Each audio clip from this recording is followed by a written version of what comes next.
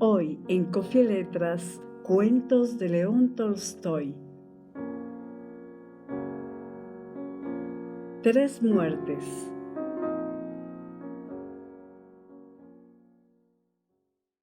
Era otoño. Por la gran carretera rodaban a trote largo dos carruajes. En el primero viajaban dos mujeres. Una era el ama, pálida, enferma. La otra su criada, gorda y de sanos colores. Con la mano rolliza enfundada en un guante agujereado, trataba de arreglar los cabellos cortos y lacios que salían debajo de su sombrero desteñido. Su pecho erguido, envuelto en una manteleta, respiraba salud. Sus vivaces ojos negros contemplaban unas veces, a través de los vidrios, los campos en fuga, y otras miraban a la dama tímidamente o se volvían con inquietud hacia el fondo del coche. El sombrero de la dama se balanceaba, colgado de un costado del coche, frente a la sirvienta, que llevaba un perrito faldero en su regazo. Los pies de ésta descansaban sobre varios estuches esparcidos en el fondo del vehículo, y chocaban a cada sacudida, a compás con el ruido de los muelles y la trepidación de los vidrios.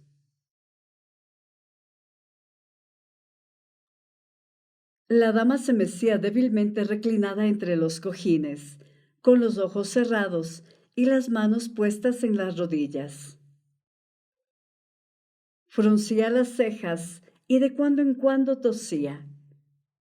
Estaba tocada con una cofia de viaje y en el cuello blanco y delicado llevaba un enredado pañolón azul.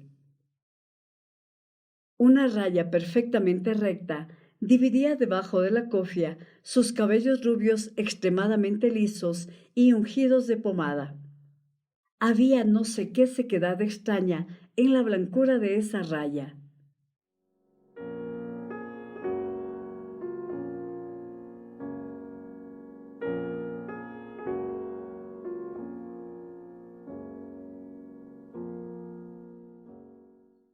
La tez ajada y amarillenta había aprisionado en su flojedad las delicadas facciones. Solo las mejillas y los pómulos mostraban suaves toques de carmín. Tenía los labios resecos e inquietos, las pestañas ralas y tiesas. Y sobre el pecho hundido caía en pliegues rectos la bata de viaje. Su rostro revelaba, a pesar de tener los ojos cerrados, cansancio, exasperación y prolongado sufrimiento. El lacayo, apoyándose en el respaldo, cabeceaba en el pescante. A su lado, el cochero gritaba y fustigaba a los caballos, y volvía de cuando en cuando la cara hacia el otro coche. Paralelamente se extendían, anchos y veloces sobre el lodo calizo, los surcos de las ruedas. El cielo estaba gris y frío. La neblina, húmeda y penetrante, arropaba campos y caminos. En el carruaje de la dama se respiraba un ambiente asfixiante, cargado de olor a agua de colonia y polvo de camino. La enferma, sobresaltada, echó de pronto la cabeza hacia atrás y abrió pausadamente sus dos grandes ojos negros, singularmente iluminados por la fiebre. «¿Todavía no?», exclamó nerviosamente, y apartó con su mano delgada y preciosa el borde de la manta de la sirvienta, que, por descuido, al caer había rozado su pie. Matriocha recogió enseguida con ambas manos la manta, se levantó un poco sobre sus recios pies y fue a sentarse más lejos, sonrojada. Los bellísimos ojos negros de la enferma seguían con ansia los movimientos de la criada. De pronto, se agarró del asiento con ambas manos e intentó incorporarse, pero sus fuerzas la traicionaban. Su boca se contrajo y se le desfiguró la cara con la expresión de una impotente ironía. Si tú me ayudaras, pero no, gracias, no he menester de tu ayuda. Yo sola puedo hacerlo. Únicamente te suplico que no pongas detrás de mí ninguno de esos bultos.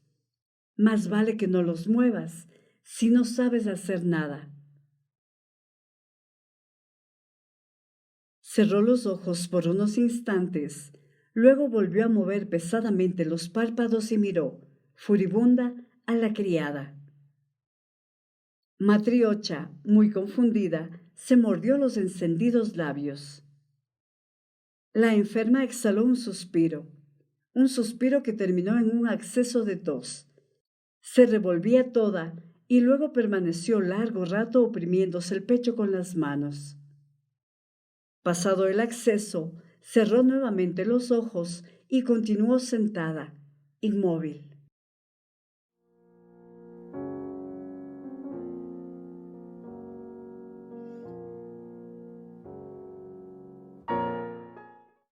Los dos carruajes, uno tras otro, entraron en una aldea.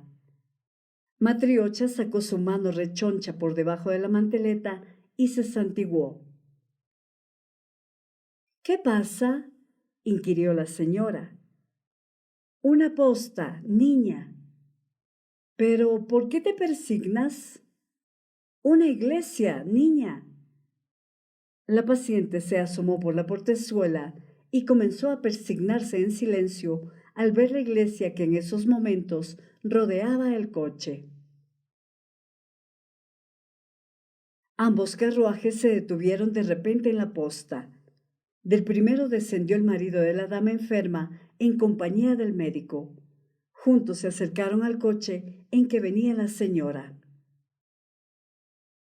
¿Y cómo se siente usted?, preguntó el médico tomándole el pulso. ¿Cómo estás, amiga mía?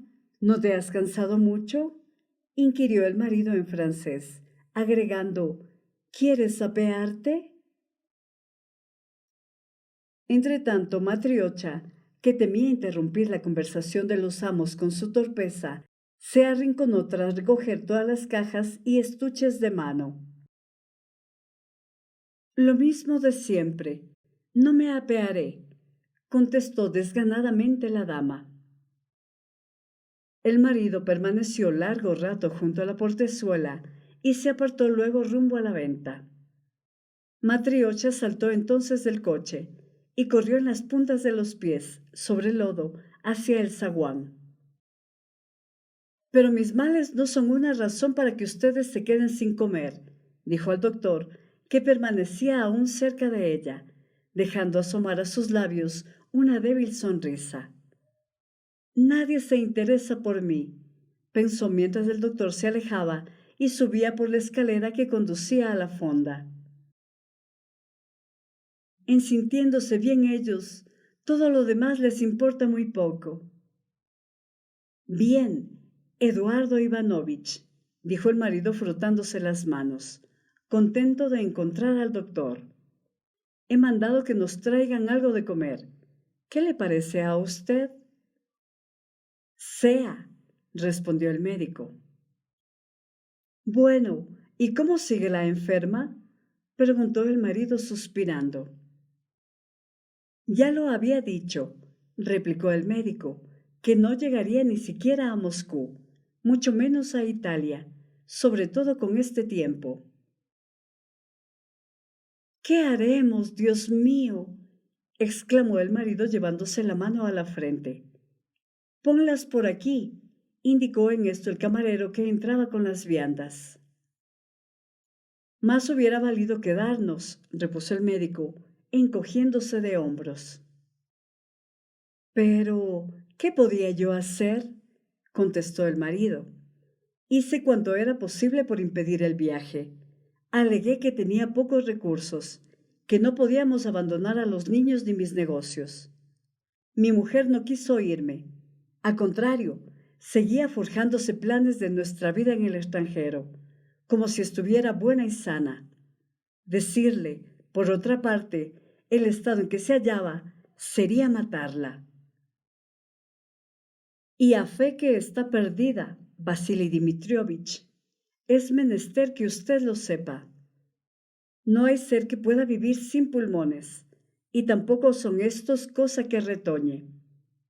Es triste, dolorosísimo, pero ¿qué remedio?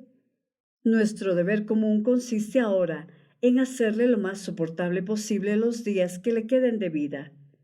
Sería bueno buscar un confesor en este pueblo. ¡Ah, Dios mío! Considere mi angustia al tener que recordar a mi esposa que debe expresar su postrera voluntad. No, ocurra lo que ocurra, no se lo diré. Usted sabe, doctor, lo buena que es ella. Sin embargo, debe usted tratar de persuadirla para que se quede hasta el invierno, insistió el doctor, sacudiendo significativamente la cabeza, pues de otro modo puede suceder algo muy grave en el camino. ¡Ashucha! ¡Ashucha! ¡Óyeme! Gritó con voz chillona la hija del encargado de la posta, quien al mismo tiempo hacía de alguacil, y echándose el pañolón a la cabeza, insistió ruidosa. ¡Ashucha! Vamos a ver a la señora Shirkins. Dicen que la llevan al extranjero y que está muy enferma del pecho. Yo nunca he visto cómo se ponen los tísicos. Ashucha salió a la puerta y, asidas ambas de las manos, corrieron hacia el zaguán. Aflojaron el paso al pasar cerca del coche y atisbaron por la ventanilla, que estaba abierta. La enferma levantó la cara para mirarlas, y habiendo notado la curiosidad de las dos muchachas, hizo una mueca y se volvió al otro lado. ¡Madre mía! Exclamó la hija del posadero, tras de volver precipitadamente la cara. ¡Qué hermosa debe haber sido! ¿Y en qué lamentable estado se halla ahora? Infunde pavor. ¿Has visto a Chiucha? De veras, qué flaca está la pobre, afirmó Ashiucha. ¿Vamos a verla otra vez? Fingiremos que vamos a la noria. ¡Qué lástima, Macha! Dios mío, pero cuánto lodo hay aquí, exclamó Macha, y las dos regresaron a toda prisa hacia el zaguán. Se ve que he de estar hecha un horror, reflexionó la enferma. Dios mío, haz que lleguemos al extranjero, que allí podré quizás curarme rápidamente. ¿Y qué hay? ¿Cómo te sientes, amiga mía? Preguntó de pronto el marido, y se acercó al estribo masticando todavía. Siempre la misma pregunta, pero eso sí, no dejan de comer, pensó la enferma, y murmuró entre dientes. Bien. Sabes, esposa mía, que temo mucho que empeore tu salud si continuamos el viaje con este tiempo tan malo. Y Eduardo Ivanovich opinó lo mismo. ¿No crees que sería mejor regresar? Ella guardó silencio descontenta. Durante el invierno, el tiempo y los caminos estarán quizá mejor. Tú te habrás restablecido y podremos entonces venir con los niños. Ella, exasperada. Perdóname, pero si yo no te hubiera escuchado, podría estar a estas fechas en Berlín y completamente restablecida. ¿Y cómo remediarlo, ángel mío? Tú sabes que era imposible marcharnos entonces. En cambio ahora, si nos quedamos un mes más, tú podrás restablecerte. Yo habré arreglado todos mis negocios y podremos traer a los niños con nosotros. Los niños están sanos y yo no. Es verdad, amiga mía, pero debes comprender que con el mal tiempo que hace ahora, como empeore tu salud en el camino, si estuvieras al menos en casa. ¿Cómo? ¿En casa? ¿Morir en casa? Reposó la enferma muy asustada. La palabra morir le causaba un visible espanto, pues se quedó extática frente al marido, en actitud de súplica. Él bajó los ojos y cayó. La boca de la enferma se contrajo ingenuamente, y de sus dos grandes ojos comenzaron a rodar las lágrimas. El marido se cubrió el rostro con el pañuelo y se alejó del coche sin decir palabra.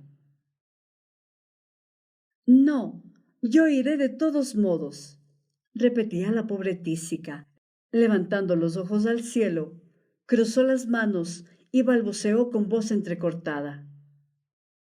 Padre eterno, ¿qué crimen he cometido para que me castigues de este modo? Y de sus ojos corría el llanto cada vez más abundante. Rezó largo tiempo ardorosamente, pero el dolor arreciaba, le oprimía paulatina, pero fatalmente el pecho.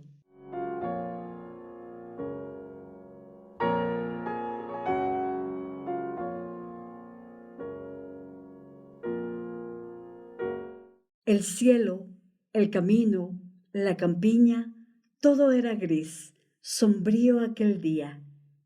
Y aún la niebla, ni más espesa ni más transparente, caía sobre los tejados, sobre los carruajes y sobre los bastiados abrigos de pieles de las aurigas, quienes entre francas charlas de vocablos malsonantes enjaezaban las bestias. El coche estaba listo, pero el postillón no aparecía. Había entrado en la choza de los cocheros, donde hacía un calor sofocante. Estaba a oscura y olía a pan recién cocido, a coles y a piel de carnero. Varios cocheros charlaban en la estancia, mientras la cocinera iba y venía muy atareada alrededor de la estufa.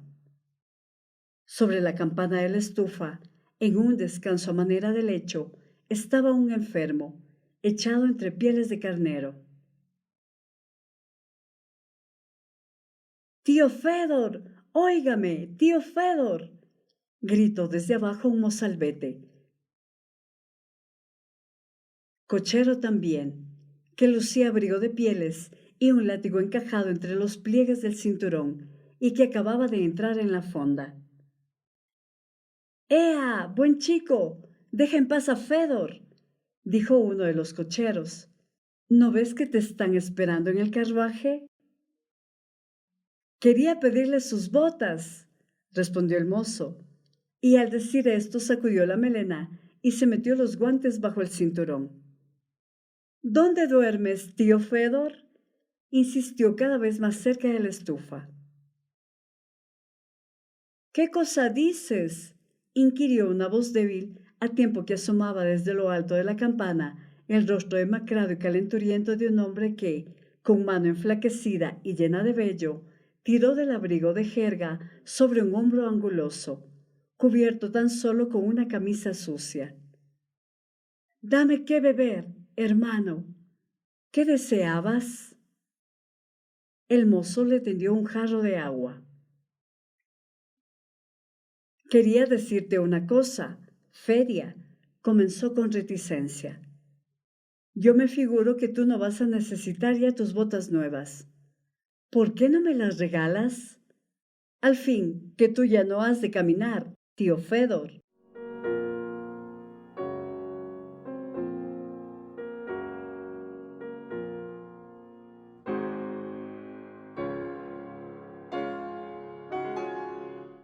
El enfermo bebía con la cara pegada al luciente jarro.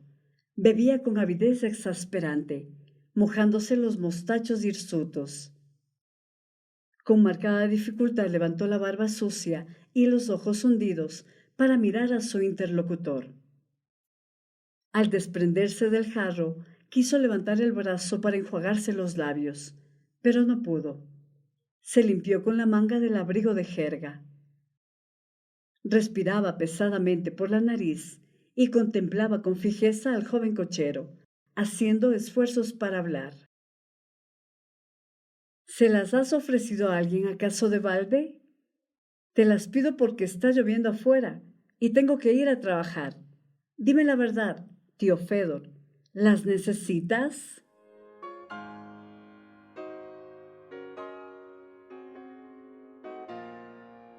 Estás escuchando Coffee Letras con Eva Grijalva.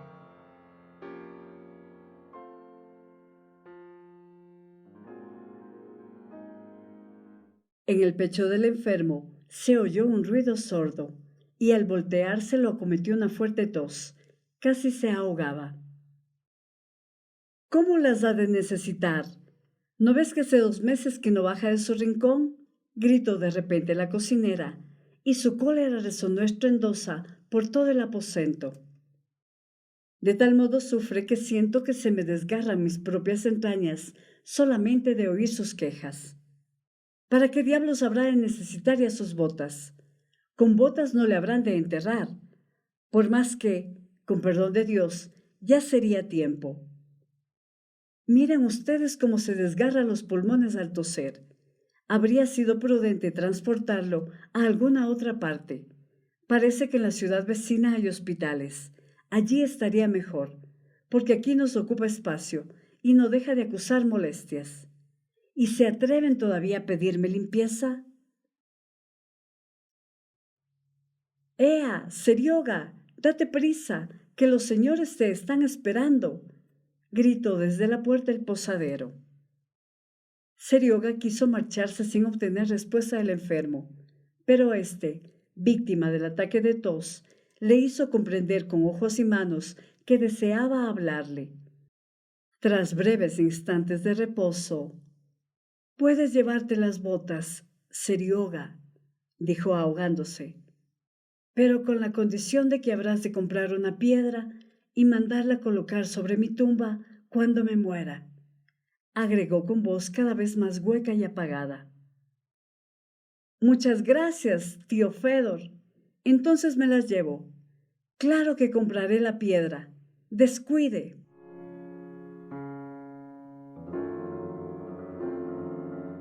¿Han oído, muchachos?, insistió penosamente el enfermo, y comenzó a toser con más fuerza. «Sí, sí, hemos oído», contestó uno de los cocheros.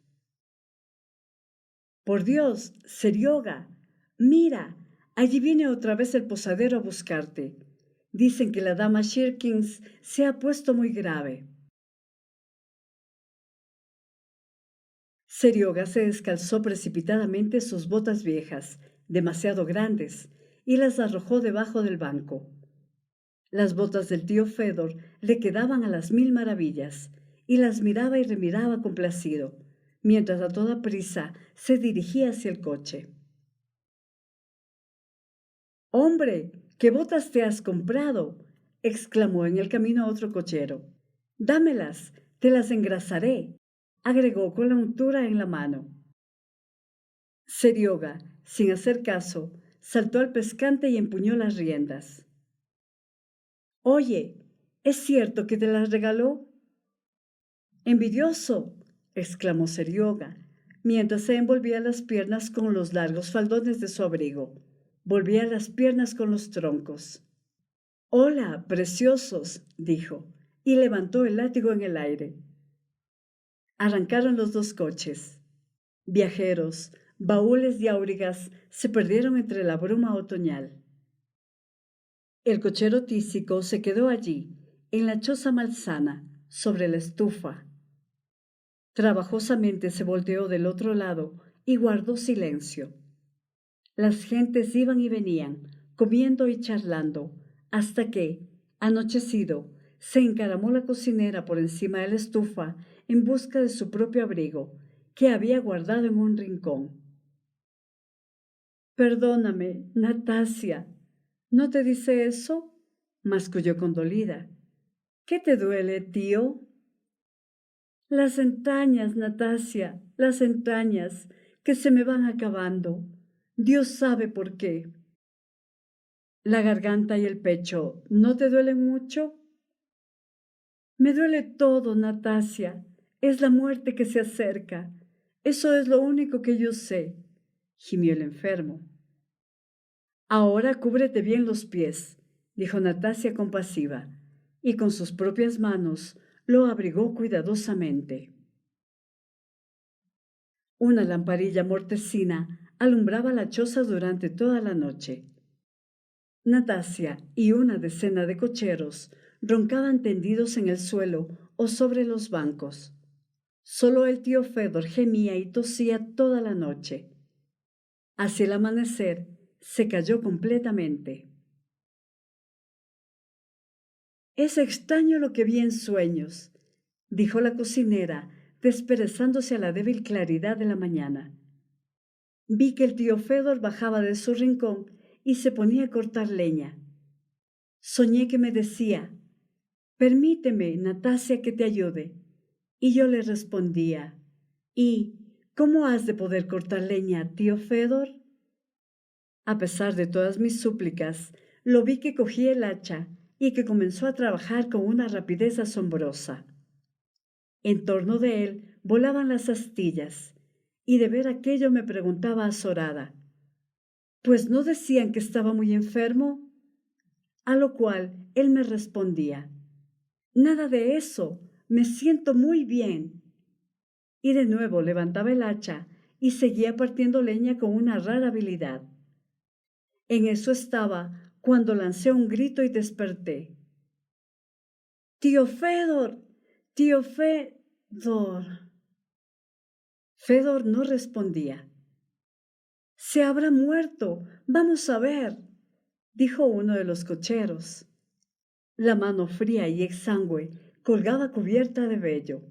El rostro estaba pálido, yerto. «Hay que dar parte al inspector. Creo que está muerto», anunció el cochero desde arriba. El pobre cochero muerto no tenía parientes y había venido de comarcas muy lejanas.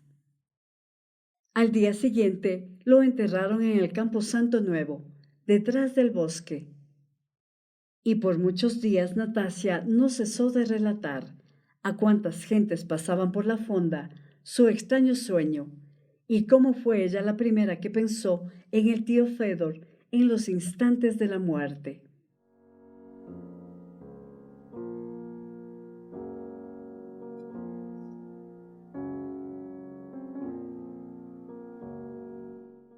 Había llegado la primavera. A lo largo de las húmedas calles del pueblo, por entre las capas de escarcha que cubrían los basureros, murmuraban los riachuelos. Lo abigarrado de los trajes y el barullo de las conversaciones daban al paisaje cierta vivacidad. En los huertos, detrás de los tabiques de las chozas, se hinchaban los brotes de los árboles, y las ramas se mecían con suavidad al arrullo de una fresca brisa. Por todas partes caían límpidas las gotas. Los gorriones piaban chillones, revoloteando en alegre confusión. El jardín, las casas y los árboles resplandecían bajo el sol. El cielo, la tierra y el corazón de los mortales parecían bañados de juvenil regocijo. En una de las calles principales, frente a una vasta residencia señorial, se levantaba una enorme hacina de heno verde. En esa casa se hallaba la misma moribunda que dejamos en la venta, camino del extranjero. Cerca de la puerta de la alcoba estaban en pie su marido y una mujer entrada en años. Sobre el diván aparecía sentado un sacerdote, con los ojos cerrados y algo en la mano, que cubría la estola. En la esquina, en un sillón, se hallaba recostada una anciana, la madre de la enferma, que lloraba amargamente junto a ella. Una criada desdoblaba entre las manos un pañuelo limpio, en espera de que la anciana lo pidiese, en tanto que otra le frotaba las sienes con algún linimento y le abanicaba el rostro. «Que nuestro Señor Jesucristo sea con usted», decía el marido a la dama que lo acompañaba, a punto de abrir la puerta. «En nadie tiene tanta confianza como en usted. Le habla a usted siempre con tal dulzura. Vaya usted a persuadirla, querida prima». Quiso él abrir la puerta, pero ella lo detuvo. Se pasó varias veces el pañuelo por los ojos y dijo: Supongo que ahora no se me conocerá que he llorado. Abrió la puerta ella misma y penetró en la estancia de la moribunda. El marido esperaba presa de una emoción indecible, perdidamente agobiado. Intentó acercarse a donde estaba la anciana, pero le faltó valor. Desvió su camino y fue a pararse frente al cura. Este levantó el rostro y suspiró. Su abundosa barba siguió el movimiento de los ojos y volvió a caer. Dios mío, murmuró el marido, ¿qué haremos? Es irremediable, repuso el cura, y al exhalar un suspiro, su ceño y su barba blanca se elevaron y descendieron alternativamente. Y pensar que mamá se halla en ese estado de desolación es para ella un golpe de muerte. Seguramente no resistirá. La quería tanto. Y hablando con el cura, Padre, consuélala usted. El sacerdote se levantó de su sitio y se acercó a la anciana diciendo, es evidente que nadie puede comprender la pena de una madre, lo confieso, mas con todo hay que tener fe en la misericordia de Dios. Al oír estas palabras, el rostro de la anciana se contrajo en un ataque nervioso que la dejó postrada por algunos instantes. Dios es misericordioso, siguió el cura predicando, en cuanto la anciana comenzaba a recobrar los sentidos. Habrá de saber usted que en mi parroquia hubo una vez una enferma, seguramente mucho más grave que María Dmitrievna. Pues bien, un simple burgués la curó en pocos días con un conocimiento de hierbas. Ese curandero habita actualmente en Moscú. Yo le decía a Vasily Dmitrievich que podía llamarlo, aunque no fuera más que para proporcionar a la enferma un consuelo. Para Dios todo es posible. No, mi hija no podrá vivir más. Dios ha dispuesto, sin duda, llamarla en mi lugar, dijo la anciana, y de nuevo perdió los sentidos. El marido se cubrió el rostro con las manos y huyó de la habitación. En el corredor, a los primeros pasos, se topó con el primogénito, de 6 años, que a todo correr perseguía a su hermanita menor. ¿Cómo? Repuso la criada. ¿No quiere usted mandar a los niños a que se vean a la señora? ¿Cómo? Repuso la criada. ¿No quiere usted mandar a los niños a que vean a la señora? No, no quiere verlos. No, no quiere verlos. Ello podría emocionarla. El chico se detuvo unos instantes, mirando fijamente el rostro de su padre, como si por instinto presintiese algún desenlace grave que él no acertaba a explicar. Como si por instinto presintiese algún desenlace grave que él no acertaba a explicarse. Luego saltó en un pie y echó a correr nuevamente en persecución de su hermanita. «¡Mírala, papá!», gritó el chicuelo. «Parece caballo moro». En la otra estancia, la prima se hallaba sentada a la cabecera de la moribunda y la consolaba en hábil plática.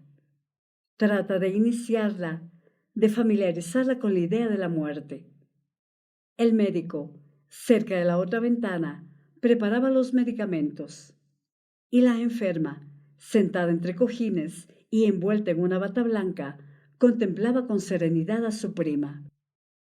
«No seas inocente, hermana mía», le dijo. «No hagas esfuerzos inútiles. Sabes que soy cristiana y que no ignoro nada. Sé que no me quedan muchos días de vida. Y sé también que si mi marido me hubiera hecho caso, a estas fechas estaría yo en Italia, y seguramente sana. Pero ¿qué remedio? ¿Acaso Dios lo habrá querido así? Todos los mortales pecamos, no se me escapa, pero tengo fe en que Dios, misericordioso, sabrá perdonar a todos.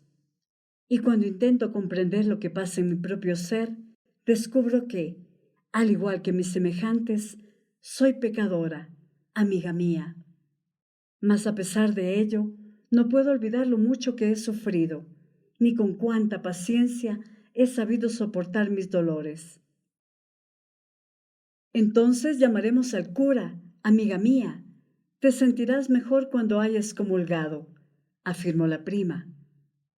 La enferma inclinó la cabeza en señal de asentimiento y murmuró: Señor, perdona a esta pobre pecadora.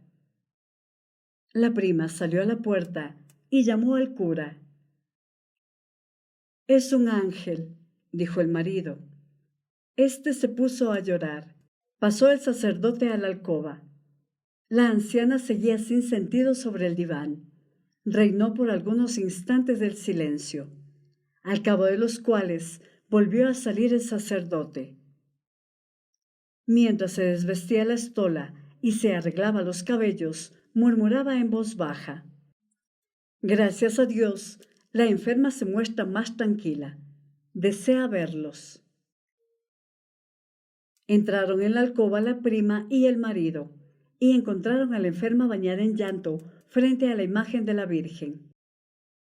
Entraron en la alcoba la prima y el marido, y encontraron a la enferma bañada en llanto frente a la imagen de la Virgen. Te felicito, esposa mía, te felicito, interrumpió el marido. Gracias, me siento mucho mejor. Experimento una indecible dulzura, dijo sonriendo y serena. Dios es misericordioso, omnipotente. Bruscamente, como si se hubiera acordado de algo urgentísimo, hizo una seña a su marido y murmuró: Tú no quieres nunca hacer lo que te pido. ¿Qué cosa, ángel mío? ¿Cuántas veces te he dicho que esos doctores no saben nada? Existen simples curanderos que suelen hacer milagros, curar a las gentes. El señor cura conoce a un burgués. ¿Por qué no mandas buscarlo? Pero, ¿cómo se llama, amiga mía? Dios mío, nunca quiere comprender, dijo la enferma, y al decirlo, se extendió en el lecho y cerró los ojos. El médico, al notarlo, se acercó y le tomó el pulso, cada vez más débil. Guiñó un ojo al marido. La enferma notó el gesto y volvió la cara con espanto. La prima se puso también a llorar. No llores, dijo la paciente. ¿No ves que sufres y a la vez aumentas mi congoja? ¿O quieres, por ventura, robarme lo que me queda de calma? Eres un ángel, repetía la prima. Aquella misma tarde, la enferma era solo un cadáver, tendida en su lecho mortuorio, en medio de la vasta sala de la residencia señorial. Adentro, con las puertas cerradas, un diácono leía con voz nasal, monótona, los salmos de David. La luz viva de los cirios en los altos candeleros de plata caía sobre la frente pálida de la muerta, sobre las manos pesadas que parecían de cera y sobre los pliegues tiesos de la sobrecama, particularmente en las partes salientes donde se ocultaban los pies y las rodillas. El diácono seguía leyendo rítmicamente, sin comprender palabra de la lectura. Su voz resonaba con extraña sonoridad en la espaciosa sala callada. De vez en cuando se oían, procedentes de alguna pieza contigua, voces de niños y ruido de pasos. El diácono seguía salmodiando. Oculta tu faz en el polvo, retén tu aliento, porque ellos serán turbados. Ellos desfallecerán y volverán al polvo. Pero si tú rechazas su espíritu, serán creados de nuevo y renovarás la faz de la tierra. Que la gloria del Eterno sea por siempre celebrada. El rostro de la muerta estaba grave y majestuoso. Ni en la frente pura, ni en los labios herméticos, se notaba el más leve movimiento. Era un cuerpo en perpetua expectación. ¿Comprendería ahora, al menos, la grandeza de estas palabras? Un mes después, se elevaba sobre la tumba de la difunta una capilla con altar de madera preciosa, ricamente tallado. En la del cochero, un montón de tierra, cubierto ya de césped y malezas, era la única señal de una existencia que pasó. Serioga, cometes un pecado capital si no compras una lápida para poner en la tumba del tío Fedor, dijo un día la cocinera al mancebo. Muchas veces has prometido hacerlo antes de que pasara el invierno. ¿Por qué no cumples tu palabra? Recuerda que lo prometiste al difunto en presencia mía y de otras personas que viven aún. ¿No has escarmentado con que se te haya aparecido su ánima una vez? Mira, si no compras pronto esa piedra, Serioga, se te va a aparecer otra vez y es capaz aún de estrangularte. ¿Y por qué habrá de estrangularme? ¿He renunciado acaso a cumplir con lo prometido? No, Nastasia, la piedra habré de comprarla. Con rublo y medio salgo del apuro. Lo que pasa es que no hay quien pueda traerla. Deje usted que se me presente una oportunidad y acá vendrá a dar la piedra, Nastasia. Bien podrías cuando menos haberle puesto una cruz. Por Dios que haces mal, sobre todo que las botas te han servido, ¿no es verdad? Dijo otro de los cocheros presentes. ¿Y de dónde he de haber yo una cruz? No voy a hacerla de un leño. Vamos, hombre, ¿qué estás diciendo? ¿No puedes conseguir un hacha y marcharte cualquier mañana de estas, de madrugada, al bosque? Aunque no fuera más que de fresno. De otro modo, los vigilantes son unos canallas. No sacian nunca su sed de vodka. Te lo digo por experiencia. El otro día quebré un balancín. Bueno, pues corté un árbol y a los pocos días había tallado uno nuevo. Admirable. Te juro que nadie me dijo nada. Apuntaba apenas la aurora del día siguiente, cuando Serioga terció el hacha y se encaminó hacia el bosque. Un velo tenue de rocío, no iluminado aún por el sol, se extendía sobre la tierra. Insensiblemente, casi, fue acercándose al oriente, y su luz lejana invadía más y más el firmamento cubierto de nubecillas transparentes. Ni una hoja de árbol, ni siquiera el césped se movía. Rara vez se oían alas en la espesura de la fronda. Una y otra rompía el silencio. Repentinamente, un ruido extraño a la naturaleza se propagó y fue a morir a los lindes de la soledad. Volvió a sonar, uniforme, sobre el tronco de uno de los árboles inmóviles. Una copa vibró de un modo extraordinario. Su follaje, grávido de savia, murmuró no sé qué secreto, y la curruca que allí se guarecía cambió 2 veces de lugar, lanzó un silbido y tras de sacudir la cola fue a refugiarse en otro árbol.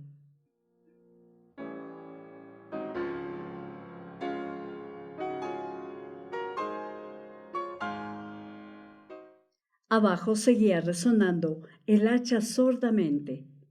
Las astillas jugosas caían sobre la hierba bañada de húmedo rocío. A los golpes implacables sucedió de pronto un estruendo. El árbol tembló, cabeceó su corpulencia, se irguió altivamente y tambaleante, lleno de pavor, cayó rígido al suelo. Desaparecieron el ruido del hacha y de los pasos. La curruca silbó otra vez y voló más alto.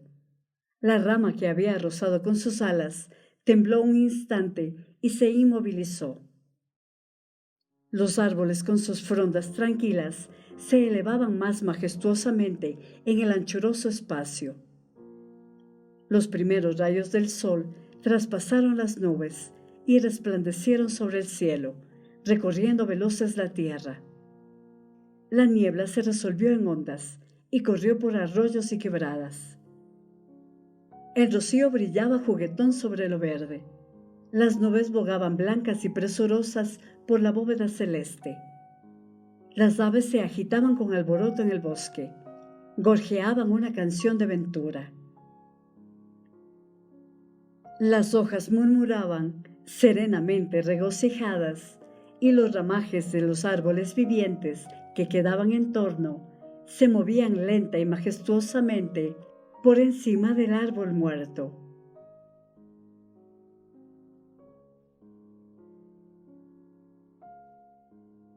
Coffee Letras, literatura con voz de mujer.